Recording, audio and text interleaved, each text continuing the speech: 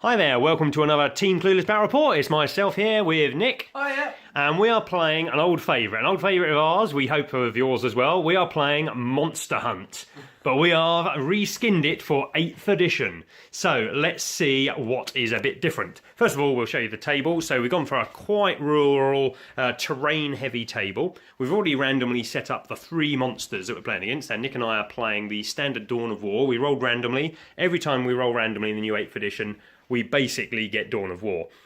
So there is also a 4th monster that will appear, which will be a dragon. So let's see what is different. I'm going to randomly pick up the rules. I've got the rules here for the monsters. Aha! So we are playing Monster Hunt. The difference is, let's go through it. So the basic principle of monster hunting is that we have monsters on the table and our victory points are controlled by them. We used to play it so you used to kill a monster and get victory points, but I slightly mixed that up. So now, every turn, you can gain 1 victory point for each monster you wound. So you'll get more victory points for wounding all of the monsters. This is put in place so that the monster will stay around for long, because you're trying to spread your firepower. If you focus one down, then you're gaining less victory points overall. So that's how one of the ways you gain victory points. When a monster dies, it is then knocked over, but the model stays on the table and becomes an objective for you to score at the end of the game, so that's worth 3 victory points. So you've got kind of progressive objectives, kind of normal objectives. There are a couple of other ways of gaining victory points. If you kill the opposing side's warlord, you gain a victory point. None of the other secondaries are used in this, so just that one. And lastly, you can gain 1 victory point if you're the first player to kill a monster. So, in other words, it's kind of first blood, but it's against the monsters. So next up we do how the monsters move. So the monsters move during every assault phase. So after everyone's done their charges in a phase, so if it's my turn, I've done all my assaults, whether they be against the monsters or against Nick's units or whatever, then every monster has a little flow chart they go for, which I'm going to go down to here. So, we read there, did the monster take a wound this turn? If the answer is yes, you move the monster towards the closest unit that dealt it a wound this turn. So it basically hunts things that hurt it. If it didn't suffer any wounds this turn, then it moves half its movement value in a random direction. Yay, a use for the old scat dice. Then after it's done that, is there a unit within 12 inches that it is able to assault? If the answer is yes, then it will fire its range weapon at the closest unit to the monster, and then it will attempt to assault the unit that is closest to it that it is able to assault. If there aren't any units within 12 inches, then it will move d6 towards the closest unit that dealt it a wound this turn, and if it didn't take any wounds this turn, then it sits there doing nothing. So it basically just randomly stomps about until you hurt it, in which case it charges at you and attempts to eat you. So the different monsters we have in play today are, we have a giant, what have I called it? A giant arachnoid. So with the new innovations of datasheets, I have made my own datasheets for them, so I'll just hover above that so you can see what it does. Basically, it's a big smashy monster. It's got 16 wounds, loads of attacks which degrade. It's hard to hit because it's got a web surrounding it, and it is allowed to assault flying stuff, which is quite dangerous because both Nick and I have flyers. Next up, we have the dragon. Where's the dragon, Nick? The dragon's over on the table. Nick is just going to retrieve the dragon and just plonk it down so we can have a little picture. He's flying around. So the dragon doesn't start on the table because he's got wings. Why would he be walking around the table? He arrives randomly onto a space on the table when the first monster dies at the end of that player's turn. So the dragon, what's he like? So he flies, that's always useful. He's not quite as tough and as many wounds as the spider, but he does have an invulnerable save. He's got mystical protections which heal him every round and stop him from getting hurt by psychic powers. You'll notice that I give him most of the monsters an it just won't die power, which is a 5-up ignore a wound, so it gives them all survivability. He's also got fangs, claws, sweeping tail, flame breath, all kinds of nice stuff. Then next up we have 2 prehistoric beasties. You'll notice these are from the Lizardman range, which Nick... Are these the only models you've got left from the Lizardmen, Nick, or you've still got an army? No, that's all I've got left. Okie dokie. So Nick has a Stegodon here, and we have a Carnosaur. That's all I've got left from my Orc army. These are the rules for those. They are slightly smaller in wounds because of the model size, but they're pretty tough with a toughness 8. And they've got a thing called prehistoric endurance, where they halve all damage dealt to them because they're really old and scaly and stuff. And so that's the Carnosaur. He's got a monstrous bite power, which has chance of dealing mortal wounds, and when it does d6 damage and these turn into mortal wounds, that's pretty deadly to infantry. And then we got a Stegodon, who is pretty similar stat-wise. He degrades in different ways. Weapons aren't quite as powerful, but he's got an unstoppable charge, which is very deadly as well. So they are the monsters. Feel free to pause on the screens and have a read if you like. Let me know what you think. So, any other rules I'm forgetting? I don't think so. You can shoot into combat if the combat doesn't involve you. So, if Nick's engaged with a monster, I can fire into that combat. You roll on a little table. On a 1 to 2, you don't hit anything, so it's to punish you for shooting into the combat, making it not always the best option. On a 3 to 4, you hit the enemy unit. On a 5 to 6, you hit the monster. Other than that, whenever you kill a monster, you gain an additional command point. A bit of glory for taking the head, which is quite nice. And I think those are all the rules. Pretty rulesy as always, but Nick and I have played this mission loads of times, so it doesn't really faze us. Many editions. Yeah. This is one of our favourite missions to do. It's a real good fun mission. We're playing against each other, but you only gain victory points from hurting and hunting the monsters. So it's kind of like a bit of a, do I hurt Nick? Do I hurt the monsters? And you don't want the monster to charge you. It's got lots of different tactical depth, which I don't think people appreciate, but we do. Okay, let's go and see what armies we're going to bring. So today I'm bringing another of my small allied detachments. Is that the whole Space Marine army? I split the Deathmask box with my mate Paul and got a couple of Deathwatch models out of it, and that has then grown. So we have here a Deathwatch squad, which is inside a Corvus Blackstar, one of my favourite models. I'm in the middle of starting to paint it now. You can see just a bit of dry brushing on it. So this is mounted inside the Corvus Blackstar. I've got a Biker, 3 Shotgun Marines, a Terminator, a Black Shield with Lightning Claws, and a Vanguard Veteran with a Heavy Thunderhammer. If you add Bikers to the unit, excuse me, my voice is going a bit. You get fallback from combat and still assault. If you've got jetpack models in there, you get fallback from combat and still shoot. Terminators make you fearless. Loads of cool rules like that. They're inside the Corvus, which is basically a dropship. It's got assault cannons, it's got missiles, and it's got hurricane bolters. What else have I taken? Over here we have a even slightly bigger squad. These are inside a Land Raider Crusader. I bought this model years ago. It's one of the old metal and plastic ones, but I finally found a use for it. I bought it off eBay, and it has Black Templar markings on, which I never really wanted. But I thought, just make it Deathwatch, and then you can keep the markings on. So the Land Raider's got all the toys. The squad has in it a Terminator with Heavy Flamer and Melter Gun and Power Fist, because you can do that. A couple of frag cannons, a couple of Vanguard vets with power weapons, Sergeant with Combi Melter, a couple of normal bolter guys. I am also taking a Chapter Master, or whatever they're called, a Watch Master, I think. Mine is a slightly converted version of the special character. I've basically magnetised his arm so I can use him as the special character or as a spear-wielding Watchmaster. So I've got him. He gives re-rolls to all units within 6 inches. I have a Venerable Dreadnought with Twin Link Las Cannon. He's pretty sweet. My last actual Deathwatch squad here, the third of my troop choices, have all got Stalker bolt guns other than one Vanguard veteran, which I haven't finished painting yet, who gives them basically fallback from combat and still shoot, and one Terminator with Power Fist, Thunderhammer, Storm Shield, and Cyclone Missile Launcher. Lastly, rounding off the points and giving me a few more bodies on the ground to stop Nick deep striking in close by, I have 21 conscripts and a commissar at the back there who's looking pretty fearsome himself. And that is my 2,000 points of Deathwatch. Let's see what Nick is bringing with his Tau. Right, and I'm bringing my Tau along. It's their first outing in 8th edition. Just to interrupt, I've also got a librarian in my army in Terminator armour. Who's in Deep Strike. That's why I forgot him. So for my Tau army, I'm bringing along Commander Farsight. I thought I'd give him a go, see what it's like, because obviously I haven't used the army yet. I've wanted to bring a bit of everything. We've got 3 units of strike team. They've all got the pulse rifle. We've got 10 Pathfinders, all with marker lights. They've all got pulse carbines. I ran out of the models with the pulse carbines, so they haven't got the actual rail rifles. We've got a unit of bodyguards. They've all actually equipped with missile pod and plasma rifles, like that one on the end there. The other one's just what they've got. And we've got a unit of normal crisis battle suits. They've all got fusion blasters and the plasma rifles. We've got Long Strike there in his hammerhead. We've got a Razor Shark flyer. We've got 2 broadsides with the high yield missiles and smart missile systems.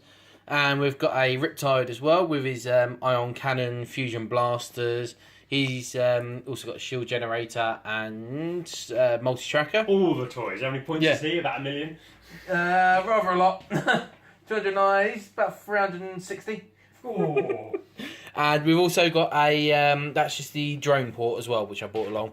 It was supposed to be the gun rig, but I forgot I had to pay the points for the gun, so... Which was another 70 points. Which was another 70 points, so I just got rid of the gun and kept that for 70 points. So let's go sort out our deployment and see how we go.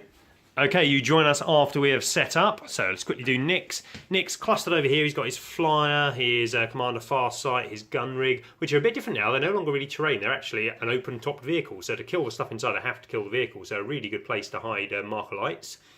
Then going along, he's got another squad. He's got his firepower is mainly over this side. So he's got his broadsides. He's got what's his name? Longstrike. Longstrike. Got his Riptide and another little squad back there. Yeah.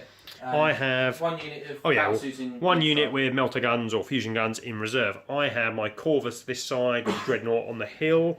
Got a Land Raider here, and conscripts are around them to protect it because the Land Raider needs protecting. Over here I have my more shooty squad, and that's everything of mine other than my librarian who is in reserve. Okay, let's see if Nick can seize the initiative. He has seized the initiative the first time. Oh no, 3 points down. So, end of Tau turn 1. After seizing the initiative, I then... I think this is ample lesson in why you don't want to seize in this match. I decided to denied about what it wants to still want to go for. We haven't moved the spider yet. Oh, let's quickly move the spider. I went for the Stegodon and the Carnosaur as my splitting. So my forces over here. I forgot about the marker lights to start with, and fired the bodyguards and that. But after the marker lights fired, I did lots of wounds to the... Well, got the Stegodon down to 7 wounds. 7 wounds, so it started with 12. Yeah. Their main defence is they take half damage from all sources. So. Yeah, so, I mean, if it... Double damage, it would have been down to 2, so it would have been almost dead, so not too bad. But he charged in against the bodyguards, which did actually no wounds to it. Didn't anger them, but because they were closer than the fireworks you made all your up here. 6-up saves against its horns attacks. Yes. So that was literally most of this side fired. The Razor Shark actually fired over at the... You killed one member of my army this turn. Yeah, the jump jet guy. Yeah, the jumpy guy who's not that worried about the broadside split fired with the Carnosaur. So one fired at the Carnosaur, one fired over the Stegodon, and Long Strike went in for the Carnosaur. And the Riptide and... These guys went in for... I wasn't doing too bad against Carnosaur. I was doing a fair amount of wounds. 5 wounds off him. Not 5 wounds off of him, left him on 7. Obviously, I took the thing of moving the Riptide in, so he's moving half distance for the fusion blasters. The thing's only got 4 attacks. Not that dangerous to you. Two attacks, 2 wounds. Failed my 2 4-up saves. He does D6 damage, so I took 12. And because I overcharged with my thing, the Riptide loses a wound, so I had 13 wounds. I'm down to 1 wound, so I can't use the Riptide special abilities or anything. He's moved forward. He's just there. He's gonna. That double 6 was horrendous. Yeah, really bad. What's the chances of rolling the double 6? Well, 1 in 36. Yeah, exactly. So, so the only thing we've got left to do is move the spider. Yes, which we forgot. We may do a bit of this off camera, but we'll move him and see who he's going to attack. So, this is a good example of how they move. We planned this, Nick. Yeah. So, if they've taken no wounds, they move randomly half their movement. A spider's base movement is, I believe, 12, because it scuttles around. 12, yes. 12 inches. So, it's going to move 6 inches in this direction. It completely ignores terrain, because it's a bloody spider. So, he is up here. Let's turn him around, because the back of his body will balance best. So, the closest unit is the Chaos Cultists, who are 8 inches away, so he needs a 7-inch on his charge. So, I'll quickly roll these for his charge. I'll do Overwatch in a sec. He has failed his charge. So we'll do Overwatch off camera because it's unlikely to do anything, and I've got to roll for 20 guardsmen. That's fine, and then it moves on to turn 1. See if I can anger some beasts. Hope so. Okay, it is end of Deathwatch, turn 1. So, as I said during Nick's video, it was a bit of an advantage to me, Nick going first and luring a couple of the monsters towards him. I decided I really wanted to try and grab that extra victory point for killing turn 1, so I targeted the spider, as it decided to wander towards me anyway. I got out my big shooty squad from my Land Raider. The Land Raider moved up the side. And then the cultists just moved forwards, and my Corvus Blackstar moved up there. The reason it did that was it moved up there and shot the Carnosaur. The Carnosaur can't assault my Corvus Blackstar because I'm a flyer and it doesn't have any specials allowing it to. But it means I can pull the Carnosaur that way, meaning it will then attack Nick's shit is my plan. So that seems to work because I managed to get one wound. It was quite lucky. I got one final wound through with the Corvus on the Carnosaur. In combat, the Carnosaur ate the Riptide. Only got one attack through, did 1 damage, but that was all it needed. The Land Raider peppered fire around a bit, fired all its bolt gun shots at the Spider, didn't really do anything. Fired its assault cannon over at Nick's Tau over there, killed 4 of the squad, but that one has passed its morale check, so he's fine. Other than that, my multi-melter managed to plink a wound onto the Carnosaur as well. No, it didn't. It shot the Riptide, but failed to hurt it. Yeah. Then what do we get over here? The Corvus did a wound to the long Corvus strike as well. fired its assault cannon at long strike, did a wound to him. The shooty squad got out here and they poured fire in. Things like the frag cannons at close range. The Spider's got a thing where you get -1 to hit it with all weapons in close combat and at range. It's got loads of webs around it. They're sticky, they're annoying. But the 2 frag cannons in here each fire 2d6 auto-hitting strength 6 AP -1 shots. So they did a right old number on the Spider. Got it down quite a lot of wounds, but in close combat, even though I'm re-rolling all my hit rolls because my watch captain who's there, I still flubbed it. None of my power fists got through any damage. My Guardian Spear didn't get through any damage. I got it down to 4 wounds, but I was really hoping to kill it this combat, but failed with all my multi-damage close combat weapons. This guy over here managed to hit and wound through the armour save 2 las cannon shots at Nick's flyer, expecting big things. I rolled 4 damage or 3 damage, something like that. Yeah. It's got 8 wounds remaining, so it's still fine. Over here, these guys fired at the combat involving the Stegodon and managed to get 1 wound to the Stegodon. So this turn I wounded all 3 monsters, giving me 3 victory points, which is really nice. I fired my Cyclone up at Nick's flyer again. Using a command point, I managed to get a wound through, hoping that it would fail its 6-up save, but Nick duly rolled his 6, so I failed to do d6 wounds to it. I was really hoping to take that out of kind of like good condition this turn. So that was the end of my turn, other than the combats. The one over there, the Stegodon killed one of the battle suits, and in the centre here, we kind of like hit each other. The Spider killed one of my dudes, and that was it. And then we've done morale rolls, so we're on to Nick's next turn. Right, that's fine. End of Tau turn 2. So this turn, the Carnosaur with it looming around, I brought my... little dude up here, my lone little dude left, going, screaming for the greater good to fire at the Carnosaur to try and deal it a wound to draw it towards him.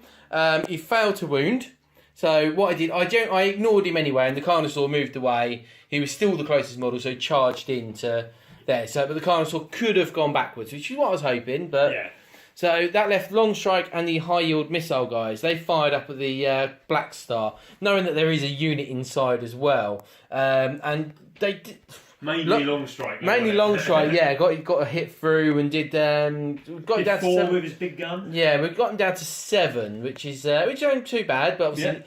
The unit's getting out this time. It's my half profile, so it gives me -1 ballistic skill, which is the deadly. Yeah, but I mean, yeah, I was hoping if with that combined fire, there's a lot of firepower there. If they could have done the wounds and potentially if it had blown up and done some mortal wounds to stuff inside, it's the unit inside that I'm worried about. Whereas everything else over here, obviously the bodyguards here fell back. We decided we're going to go charging into the Stegodon with Commander Farsight. So I fired everything over here. He got down to 3 wounds. I got 1 set of wounds through with Farsight, and he made 1 save. And he's on 1 so wound. it's left him on 1 wound. So I've got a funny feeling someone's firing. That would have been first blood because you went before me. Yeah, so I would have thought you would have fired into combat. The 1 wound was from the Seeker missile missing. The last Seeker missile, we made the save.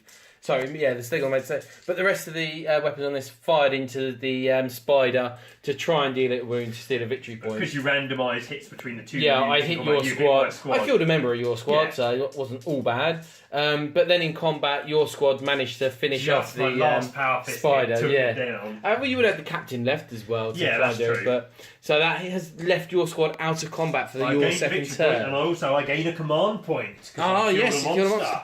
And I dropped in my battlesuit unit over here, and they blew apart the Dreadnought. Yeah, took the Dreadnought out. Melters up close, 3 of them. Plasmas, really deadly drop unit. So very. I like that. I do like them as an expensive drop unit, but effective drop unit. So Let's see how your turn 2 goes. End of Deathwatch turn 2, and a pretty eventful one. So we've got to mention at the end of Nick's video, the end of Nick's video, because a monster died first during his turn, so this one died that turn, the dragon randomly appeared. The dragon appears in the centre and then you scatter it 3d6, so it landed here. So I decided I wasn't going to engage it this turn. I thought, blimey, there's too much stuff. So over here, these guys fired. I fired my missile launcher at Nick's bodyguard and the rest into the combat between Farsight and the Stegodon. They killed the Stegodon and the missile launcher or Cyclone killed the 2 bodyguards. Really solid there. The cultists mass fired their las guns. I call them cultists because I use cultist models. They're actually conscripts. Mass fired up at this. Did a couple of wounds. So quite reasonable. I've decided to ignore these because they're a bit out of the way. Land Raider ran round the corner, fired all its shots at the Stegodon, at the Carnosaur. Didn't think I was going to kill it, but then the last autocannon shot got through and took it down. I fired my multi-melter and my hunter-killer missile at long strike. Did him a lot of wounds. Did him 10. So then I finished long strike off with mass bolter and shotgun fire from my assault squad of Deathwatch. They then assaulted into the 2 broadsides along with the squad that just killed the spider. They both assaulted in. I've got loads of power weapons and stuff in there, but the broadsides was 6 wounds, toughness 5 and a 2-up save are just really hard to kill. It took me so long. I got through one and dealt 1 wound to the other. Yeah. So nowhere near. Nick and I both thought, yeah, they'll be gone, but no such luck. I then made a mistake. So I flew my Corvus over there and I thought to myself, what shall I fire at? I know, I'll be greedy. So I fired at the dragon with the Corvus and I managed to get a wound through, gaining me a victory point. I thought, yeah, that's solid. Far too far away, pull it towards Nick. I also shot the gun rig and something else, but didn't really do a lot. The dragon has a 16-inch base move. It just flew straight towards my Corvus and assaulted into me and ate all but 2 of my hull points. So that's not so clever. It was only that I rolled a 1 and a 2 on the D3s. It should have blown it up. I had 7 wounds left, so it dealt me 5. Because it's a flyer, it can engage me as a flyer. I completely forgot that rule. My first time using kind of like a proper high-flying vehicle. Completely forgot that, thought it was immune. So my mistake. So we are on to Nick's next turn.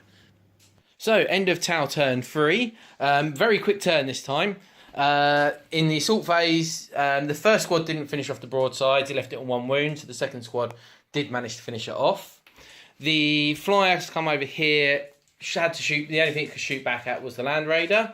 Failed to do anything, and the battlesuits all come down. Fired fusion blasts.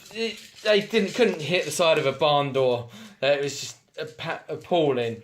And then I decided over here, I've done the commander's move so they can do an advance and shoot as if they haven't moved. Obviously, I can do that twice with Commander Farsight and things. So the guys that are on the rock here have jumped down to claim this corpse.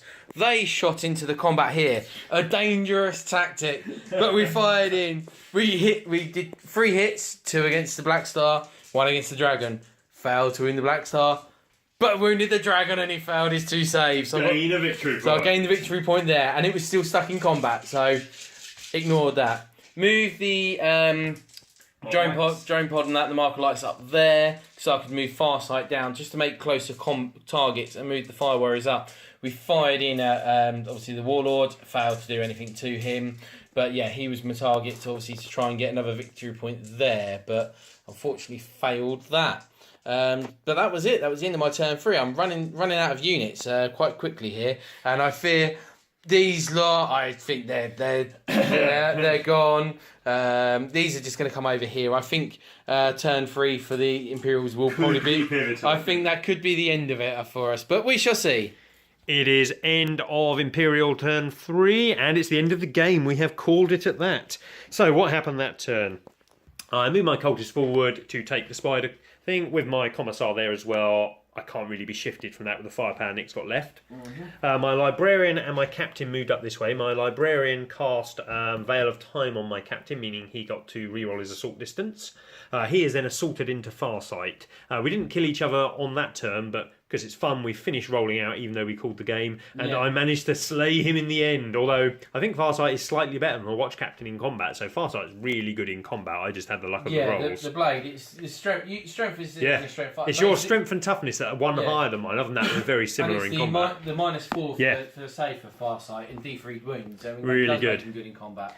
The Land Raider over here, it wiped out Nick's 3 battle suits with just the firepower this puts out.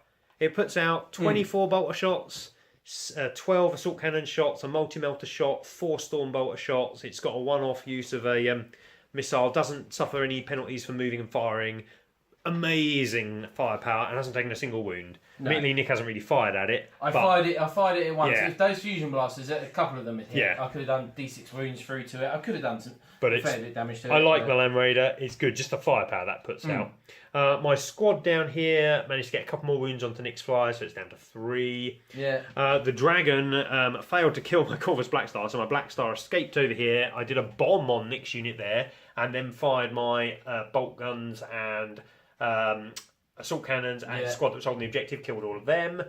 Then the dragon, I assaulted the dragon with my close combat squad, did very little to it, and it Yeah. butchered 3 of my men. My other dudes mopped up Nick's dudes, so Nick's only really got left a flyer, which is I've got on the its last flyer and legs. the marker lights. And the mark lights, so game over at that point because I can just hold objectives now and win. So good game though, Nick. Enjoyed it. It was touch and go. Yeah, I mean, obviously, I don't think I should have tried to seize the initiative. I at the think start. seizing the initiative and then shooting at all the monsters or Well, two shot of them. two of them. I think that may have been your downfall. If I'd have gone first, I would have shot at.